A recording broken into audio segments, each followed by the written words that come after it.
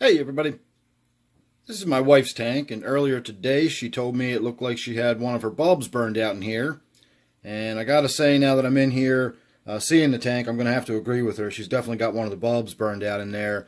So I'm gonna do a little bit of maintenance. We're gonna do a before and after video, have a look at what the tank looks like now, and then we're gonna get another look at what it looks like after I've gotten it cleaned up.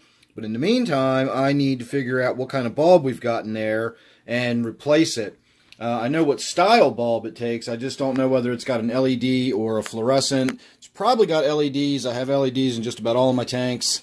At this point, I don't think I have anything left that is not an LED. And that is definitely an LED. And it's the kind, I don't know, there we can kind of see it. It's got the two flat, let me see if I can unscrew the other side here with one hand. In theory, I can. There we go. Please bear with me here. There we go. So it's one of these kind that has the four flat plates on it. Oh wow, you can definitely see this bulb is definitely burned up. Those chips have fried.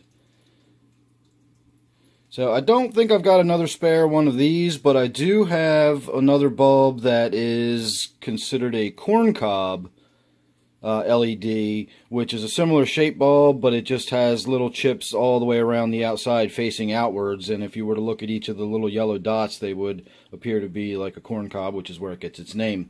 So I'm going to get on with doing my bit of maintenance. I'm going to go ahead and get this taken apart, get a new light put in it, and then we'll go from there. So hang on half a second and we'll get the new light taken care of first.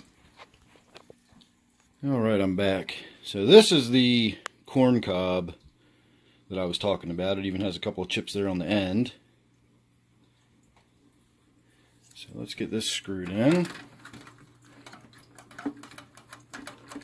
and see how bright it is. I don't know what the wattage on this corn cob is.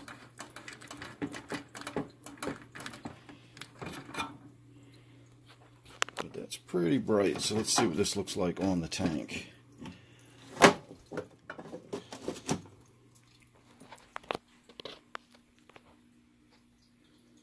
It's a little brighter than the other one, but not too bad. I think we can probably live with that. So now that we've got the lighting taken care of, I'm going to go ahead and get on with doing my water change and removing some of the plants in there and everything.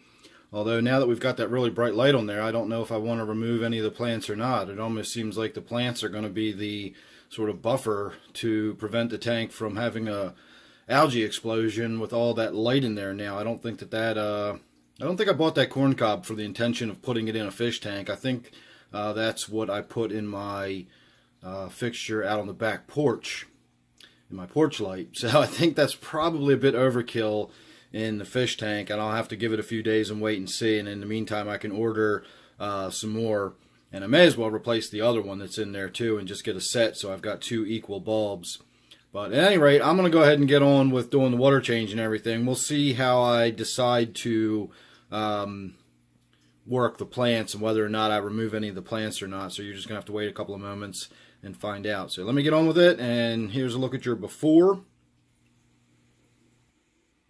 Alright, and there's the after. Not a whole lot of change between the before and after, you know, other than the light being swapped out, obviously. That made an enormous difference.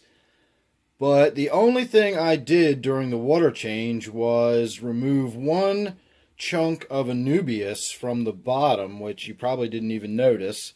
But down here, this main anubias plant right there had a little chunk that was sticking off the front, a little piece of rhizome that I had cut a piece off of before and had sort of detached from the main rhizome. So I kind of broke that off, and it opened up a little more swimming area down there in the front. And I now have another piece of anubias in my open-topped office tank. So I'm looking forward to seeing whether that establishes and grows in or not. Other than that, all I did was take 5 gallons out and put 5 gallons back in. I swapped out the filter pad, and that's it. I didn't wipe down the glass. I didn't remove any of the water sprite. Again, I really just don't think we need to. That light is so bright that you can easily see the bottom of the tank. In fact, you can see Swimmy, my emerald Cory cat, down there on the bottom. She just went down into the back into the caves, but you can see her swimming around down on the bottom. And she's not a particularly bright fish, and she's down there on that dark substrate, and yet we can still see her darting and dashing around. So that's plenty well lit enough for me.